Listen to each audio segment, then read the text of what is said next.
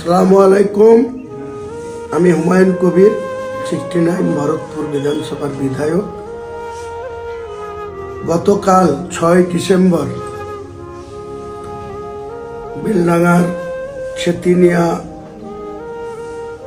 NH-34 সংলগ্ন জায়গায়, যেটা বাবরি মসজিদের ভিত্তি স্থাপন হয়েছে, সেখানে 4 লক্ষ মানুষের উপস্থিতিতে, এছাড়াও কৃষ্ণগড় থেকে বহরমপুর, জলঙ্গি থেকে বহরমপুর, কাঁদি থেকে বহরমপুর, বীরভূম থেকে, সাঁইথিয়া থেকে কাঁদি, বিভিন্ন রুটে আরও 2 থেকে 2.5 লক্ষ মানুষ রাস্তায় আটকে ছিল।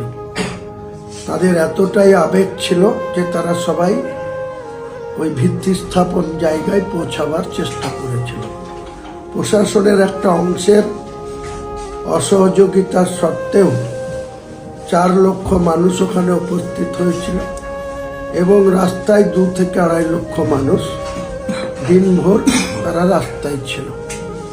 তাই সর্বস্তরের মানুষ, যারা বাবরি মসজিদের ভিত্তি স্থাপনের উদ্দেশ্যে আপনারা বাড়ি থেকে বেরিয়েছিলেন, কেউ আসতে পেরেছেন, কেউ রাস্তায় থেকেছেন, সকলকেই আমার পক্ষ থেকে আপনাদের সালাম জানাই, আদাব জানাই, অভিনন্দন জানাই।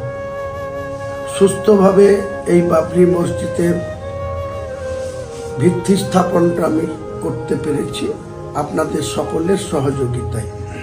প্রশাসন সহ, রাজ্যপাল সহ এক শ্রেণীর ব্যক্তি হাইকোর্টেও PLI করেছিল যাতে এই ভিত্তি স্থাপন হতে না পারে, কিন্তু মহামান্য কলকাতা হাইকোর্টের প্রধান বিচারপতির ব্রাঞ্চ সেটাকেও এই বিষয়ে হস্তক্ষেপ করতে অস্বীকার করেন এবং রাজ্য প্রশাসনকে বলেন যে যাতে শান্তি শৃঙ্খলাভাবে, সুস্থভাবে এই বাবরি মসজিদের ভিত্তি স্থাপন হয় সেটা রাজ্যকে দেখার জন্য।